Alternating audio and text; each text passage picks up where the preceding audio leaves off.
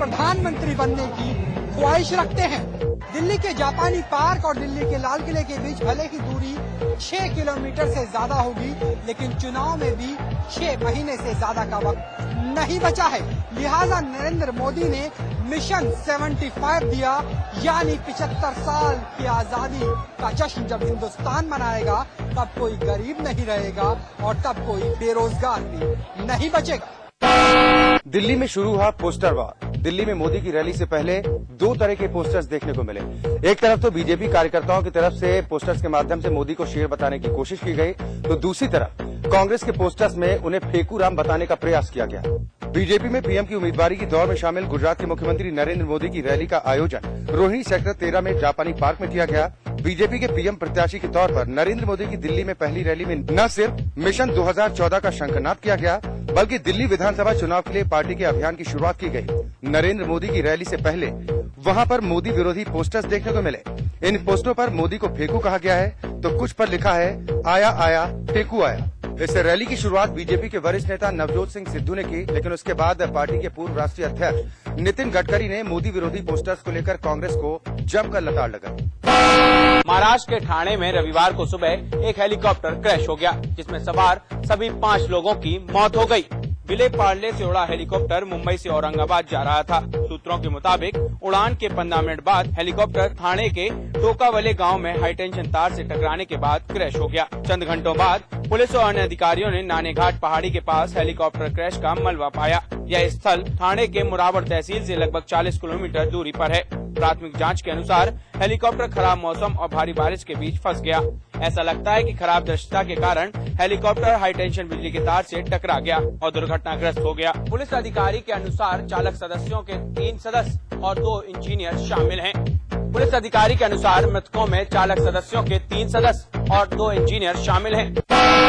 UP सरकार की लापरवाही और मेरठ में तैनात पुलिस प्रशासन के आला अफसरों की दूरदर्शिता के चलते एक बार फिर मेरठ हिंसा की आग में झुलस गया। दरअसल रविवार को बीजेपी के विधायक संगीत सोम की गिरफ्तारी के विरोध में मेरठ जिले के सरदना के खोड़ा गांव में महापंचायत का आयोजन किया गया था। इसी महापंचायत के दौरान जमकर हिंसा और पथराव हुआ। इसके बाद पुलिस ने फायरिंग की और जमकर लाठीचार्ज किया। इस घटना में जहां 13 पुलिसकर्मियों समेत करीब 2 दर्जन लोग घायल हैं, वहीं एक व्यक्ति के मारे जाने की खबर है। हालांकि आधिकारिक तौर पर इसकी पुष्टि नहीं की गई है। इस मामले में प्रशासन ने करीब 24 लोगों की गिरफ्तारी भी की है। दंगों के आरोप में गिरफ्तार बीजेपी विधायकों के समर्थन में मेरठ के सरदना में एक महापंचायत के दौरान जमकर तोड़फोड़ और आगजनी हुई। दरअसल मेरठ के सरदना इलाके से विधायक हैं बीजेपी के संगीत सोम। उनकी न केवल गिरफ्तारी की गई है, बल्कि सरकार ने उन पर मुजफ्फरनगर में हिंसा भड़काने के आरोप में एनएसए भी लगाया है। प्रशासन ने इस महापंचायत पर रोक लगा दी थी, लेकिन उनके समर्थक बड़ी संख्या में जुट गए और महापंचायत में हजारों लोग पहुंचने के बाद पुलिस ने लोगों को हटाना चाहा। इस दौरान पुलिस ने लाठीचार्ज किया और हवाई फायरिंग की। जवाब में लोगों ने भी जमकर पथराव किया और हिंसा पर उतर आए। उन्होंने सरकारी कई वाहनों को तोड़ डाला और आग लगा दी। इसके बाद पुलिस ने जमकर फायरिंग की। इस मामले में जहां एक व्यक्ति के मारे जाने की अफवाह उड़ती रही, वहीं पुलिस प्रशासन ने किसी व्यक्ति की मौत से इंकार किया है। लखनऊ में प्रदेश के IG law and order R K Vishwakarma और गृह सचिव कमल सक्सेना ने स्पष्ट किया कि इस हिंसा में कोई नहीं मारा गया है, बल्कि 13 पुलिसकर्मियों समेत 1.5 दर्जन से ज्यादा लोग घायल जरूर हुए हैं। उन्होंने माना कि 1-2 लोग गंभीर रूप से घायल हैं। उन्होंने बताया कि करीब 24 लोगों की गिरफ्तारी इस मामले में की जा चुकी है। विधायक संगीत सोम की गिरफ्तारी के विरोध में जनता इंटर कॉलेज खेड़ा सरदना के मैदान में महापंचायत का ऐलान कई दिन पहले हो गया था। यह अलग बात है कि मेरठ का प्रशासन और वहां के तमाम आला अफसर ग्राम प्रधान के उस आश्वासन के भरोसे आंखें बंद करके बैठे रहे, जिसमें उसने महापंचायत न होने देने का भरोसा दिया था। अब इस घटना के बाद अफसर जहां हैरत में हैं और पूरा शासन हिल गया है, वहीं एक बार फिर यूपी में दंगे की आग कहीं फैल न जाए, इसको लेकर भी लोगों में दहशत पैदा हो गई है। पूर्व मंत्री बाबूलाल नागर मामले में आज पीड़िता ने समाचार प्लस पर सबसे पहले वो वीडियो जारी किया, जिसमें उसने पहले से ही कहा था कि उसके पास ऐसे कई अहम सबूत हैं जिनसे बाबूलाल नागर की मुश्किलें और भी बढ़ सकती हैं। इस पूरे मामले में बाबूलाल नागर हर तरीके से हर संभव इस पीड़ित महिला को राजीनामा के लिए दबाव बना रहे हैं और उसके घर पर गुंडों को भेजा जा रहा है ताकि या तो वह पैसा लेकर इस मामले को रफा दफा कर ले, नहीं तो इसका अंजाम बुरा होगा। समाचार प्लस पर सबसे पहले यह वीडियो दिखाया गया। इस वीडियो में श्यामलाल नाम का व्यक्ति इस पीड़ित महिला को केस वापस करने की धमकी भी दे रहा था।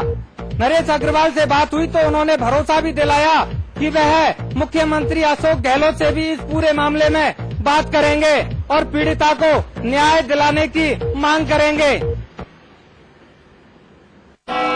लखनऊ के किंग जॉर्ज मेडिकल यूनिवर्सिटी में आज 9वें दीक्षांत समारोह का आयोजन किया गया। लखनऊ के किंग जॉर्ज मेडिकल यूनिवर्सिटी में आज 9वें दीक्षांत समारोह का आयोजन किया गया, जहां कई छात्रों को डॉक्टरी और मेडिकल के क्षेत्र में उनके उत्कृष्ट कार्य और पढ़ाई के लिए मेडल और प्रतिष्ठित पत्र भी दिए गए। जहां इस समारोह में कई गणमान्य लोगों ने शिरकत की, जिसमें राज्य के राज्यपाल BL जोशी, स्वास्थ्य एवं चिकित्सा मंत्री अहमद हसन और प्रदेश के मुख्यमंत्री अखिलेश यादव भी शामिल थे। जहां इस मौके पर मुख्यमंत्री अखिलेश यादव ने अपने कॉलेज के दिनों की यादें ताजा की और साथ ही मेडिकल के छात्रों को और आगे बढ़ने और प्रदेश का नाम रोशन करने की बात कही।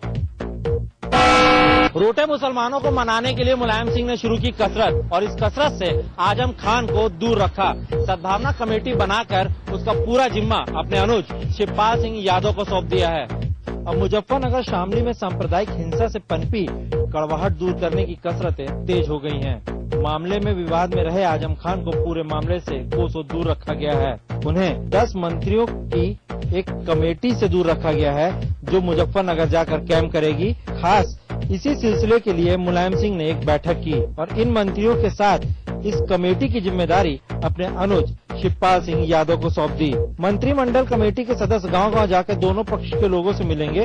वे आपसी कड़वाहट दूर कर पलायन कर गए लोगों को फिर से गांव में लौटने का काम भी करेंगे। इस कमेटी में शामिल मंत्रियों को अपने आवास पर बुलाकर, जिनमें बलराम सिंह यादव, इकबाल महमूद, शाहिद मंजूर, चितरंजन स्वरूप और योगेश प्रताप सिंह आदि हैं, मुलायम सिंह ने लंबी बात की और जो दोषी हैं उनके खिलाफ कार्रवाई करने की भी बात कही। मंत्रिमंडलीय समूह की एक्शन रिपोर्ट तय करते हुए मंत्रियों से खास बातचीत में मुलायम सिंह ने कहा कि आपसी सौहार्द और भाईचारे का माहौल बनाए रखना हमारी पहली प्राथमिकता होगी। कुछ लोग लगातार प्रयास कर रहे हैं कि सद्भाव का माहौल कायम न रहे। जिम्मेदार मंत्रियों को गाँव में जाकर खुद ही इसकी जिम्मेदारी संभालनी होगी। इस पूरी कमेटी में उन लोगों को रखा गया है जिनसे आजम खान का रिश्ता बहुत अच्छा नहीं है। मतलब आजम खान को फ्रंट पे लाना नहीं चाहते हैं और पूरे डैमेज को कंट्रोल करना चाहते हैं। उत्तराखंड को RBI के नए गवर्नर की केंद्र सरकार को प्रेषित की गई रिपोर्ट में विकसित राज्यों की सूची में शामिल किया गया है। साफ है, अपने मानकों के हिसाब से RBI ने राज्य को विकसित बताया है। पूरे देश के राज्यों को पिछड़े, विकसित और विकासशील राज्यों के श्रेणी में RBI के नए गवर्नर ने कसा। रिपोर्ट केंद्र सरकार को सौंपी तो रिपोर्ट पर ही सवाल खड़े हो गए। यूपी को पिछड़ा राज्य का दर्जा मिला तो 13 साल पहले ही यूपी से अलग हुए उत्तराखंड राज्य को विकसित राज्यों की फहरिस्त में खड़ा है। वहीं बड़ी बहस इस बात को लेकर है कि जिस राज्य गुजरात के विकास के मॉडल को विश्व भी मान रहा है, वह भी विकास की दौड़ में उत्तराखंड से पिछड़ गया है। लेकिन आखिरकार RBI के नए नवेले गवर्नर को उत्तराखंड में ऐसा कौन सा विकास दिख गया जिसके उत्तराखंड को ये तमगा मिला है? लगता है प्रति व्यक्ति आय और विकास दर के सूचकांक को इसका आधार बनाया गया है, लेकिन इसके इतर जमीन पर हालत बेहद खराब है। प्रदेश में आज भी पहाड़ के 9 जिलों में मूलभूत सुविधाएं की बेहद कमी है। महिलाएं आज भी पानी लेने के लिए मीलों कोस दूर जाना पड़ता है। सड़कों का हाल ऐसा है कि आज भी प्रदेश के 250 से ज्यादा गांवों तक सड़क नहीं पहुंच पाई है। 99 गांव ऐसे भी हैं जहां बिजली की सुविधाएं आजादी के 65 साल बाद भी नसीब नहीं हुई है। वही स्थिति यह है कि पहाड़ में रोजगार के साधन ना के बराबर है। पहाड़ में कृषि है ही नहीं। केंद्रीय योजनाएं मनरेगा जैसे पहाड़ में फ्लॉप हो रही है। वहीं आपदा के बाद तो उत्तराखंड का गढ़वाल क्षेत्र पूरी तरीके से बर्बादी के कगार पर है। ऐसे में बड़ा सवाल ये है कि जब प्रदेश में बुनियादी सुविधाओं का ढांचा ही खड़ा नहीं है, तो फिर उत्तराखंड को विकसित राज्य का दर्जा क्यों दिया जा रहा है? क्या यह प्रदेश को विकास के लिए पैकेज न देने के लिए कोई चाल है या कुछ और? वहीं रघुराज राजन की इस विकास की रिपोर्ट में उत्तराखंड के मुख्यमंत्री विजय बहुगुणा सिरे से नकार रहे हैं। मुख्यमंत्री ने तो यहाँ तक कह दिया कि यह सब मीडिया के कारण हुआ है। कुमाऊं के प्रवेश द्वार रुद्रपुर में खाद्य सुरक्षा अधिनियम को लेकर कांग्रेस पार्टी की ओर से आयोजित एक दिवसीय कार्यशाला में पार्टी नेताओं ने लोकसभा चुनाव 2014 का बिगुल फूंक दिया है। कार्यशाला में शिरकत करने पहुंचे कुमाऊं भर के लगभग 1500 कार्यकर्ताओं को खाद्य सुरक्षा कानून की बारीकियां समझाने के साथ उन्हें इसके प्रचार प्रसार को गांव-गांव और गली मोहल्लों में पहुंचने का आह्वान किया गया। कार्यशाला में सूबे के मुख्यमंत्री विजय बहुगुणा ने केंद्रीय जल संसाधन मंत्री हरीश रावत के साथ मंच साझा कर पार्टी में कोई गुटबाजी न होने का संदेश भी देने की कोशिश की। रुद्रपुर के जवाहरलाल नेहरू कम्युनिटी हॉल व सिटी क्लब में कुमाऊं भर के कार्यकर्ताओं को खाद्य सुरक्षा अधिनियम की जानकारी देने और बारीकियां सिखाने के उद्देश्य से एक कार्यशाला का आयोजन किया गया। कार्यक्रम में सूबे के मुख्यमंत्री विजय बहुगुणा सहित केंद्रीय मंत्री हरीश रावत, कांग्रेस प्रदेश अध्यक्ष यशपाल आर्य, मंत्री इंदिरा हृदय और दिनेश अग्रवाल के साथ ही विधायक सुबोध उनियाल, शैलेंद्र मोहन सिंगल, ललित फरसवाण, जोत सिंह के साथ साथ प्रदेश सह प्रभारी संजय कपूर ने भी अपने वक्तव्यों से कार्यकर्ताओं में जोश भरने का प्रयास किया। खाद्य सुरक्षा कानून को सोनिया और राहुल गांधी का ड्रीम प्रोजेक्ट बताते हुए इसे पार्टी के लिए ब्रह्मास्त्र करार दिया। कांग्रेस नेताओं का कहना था कि खाद्य सुरक्षा कानून का प्रचार घर घर तक किया जाए। अपने संबोधन में मुख्यमंत्री बहुगुणा अपनी सरकार का गुणगान करने से भी नहीं चूके। साथ ही अपने धुर विरोधी हरीश रावत के साथ मंच साझा कर उन्होंने कार्यकर्ताओं को यह संदेश भी दिया कि पार्टी में सब कुछ ठीक चल रहा है। वहीं इस कार्यक्रम में तय होने के बावजूद प्रदेश प्रभारी अंबिका सोनी का ना पहुंचना चर्चा का विषय बना रहा।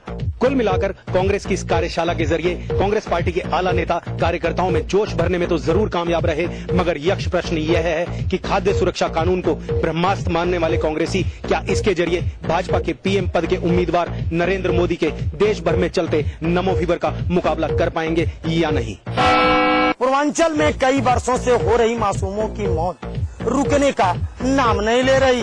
इंसेफ्लाइटिस अपना पांव तो पसारी ही थी, अब डेंगू भी अपना असर दिखाने लगा है। कई वर्षों से हो रही मासूमों की मौत पर अंकुश प्रदेश सरकार और केंद्र सरकार नहीं लगा पा रही है। आए दिन 3 या 4 या 5 की संख्या में मासूमों की मौत बीआरडी मेडिकल कॉलेज के एक ही छत के नीचे हो रही है। अब तो और पूर्वांचल में एक और महामारी की रूप लेने जा रही है, जिसे डेंगू के नाम से हम जानते हैं। डेंगू भी पूर्वांचल में अपना पांव पसारना शुरू कर दिया है। आए दिन 3, 4, 5, 6, 7 की संख्या में मरीज अस्पताल में भर्ती हो रहे हैं। स्वास्थ्य महकमा निरंकुश बना हुआ है। न ही केंद्र सरकार और न ही प्रदेश सरकार इस पर अंकुश लगाने में कोई ठोस कदम उठा रही है। आपको हम बता दें कि बीते 24 घंटों के अंदर जहां इंसेफ्लाइटिस से 9 मासूमों ने दम तोड़ दिया है, वहीं डेंगू के 7 मरीज मेडिकल कॉलेज में भर्ती कराए गए हैं। डेंगू के बढ़ते मरीज और इंसेफ्लाइटिस से हो रही मासूमों की मौत पर पूर्वांचल के लोगों में दहशत बनाकर रख दिया है। यहाँ तक लोग पूर्वांचल छोड़ने के लिए मजबूर हैं। मुजफ्फरनगर दंगों के दाग को धोने के लिए समाजवादी पार्टी इन दिनों पूरे प्रदेश में सद्भावना यात्रा निकाल रही है। रविवार को सपा के कार्यकर्ताओं ने इलाहाबाद में भी जुलूस निकालकर सद्भावना का संदेश दिया और लोगों को आपसी एकता और भाईचारा बनाए रखने की नसीहत दी। यात्रा से आम लोगों को ये संदेश देने की भी कोशिश की कि यूपी की अखिलेश सरकार दंगों को लेकर काफी सख्त है और वे किसी भी कानून को हाथ में लेने की इजाजत नहीं देती है। हालांकि समाजवादी पार्टी की सद्भावना यात्रा में आम लोगों की शिरकत न के बराबर रही और सिर्फ सपा कार्यकर्ता ही जुलूस में नजर आए। यात्रा में सैकड़ों की तादाद में कार्यकर्ता शामिल हुए। ये यात्रा इलाहाबाद के बालसंग चौराहे पर लगी महात्मा गांधी की मूर्ति से शुरू हुई।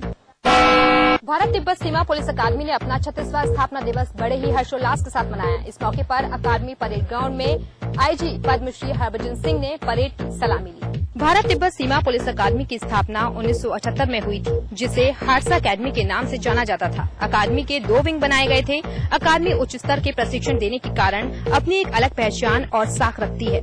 आईजी हरभजन सिंह ने अकादमी के गौरवशाली इतिहास का स्मरण कराते हुए अकादमी की महत्वपूर्ण उपलब्धियां गिनवाई।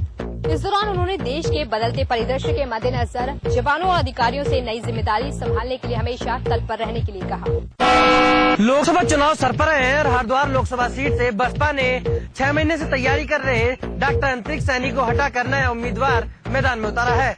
लोकसभा चुनाव सर पर है और हरिद्वार लोकसभा सीट से बसपा ने अपना प्रत्याशी रातों रात बदलकर दूसरे प्रत्याशी की घोषणा भी कर दी है। दरअसल पिछले 6 माह पहले बसपा ने हरिद्वार लोकसभा सीट से अंतरिक्ष सैनी को प्रत्याशी घोषित किया था, लेकिन अब हरिद्वार सीट से बसपा के हाजी इस्लाम चुनाव लड़ेंगे।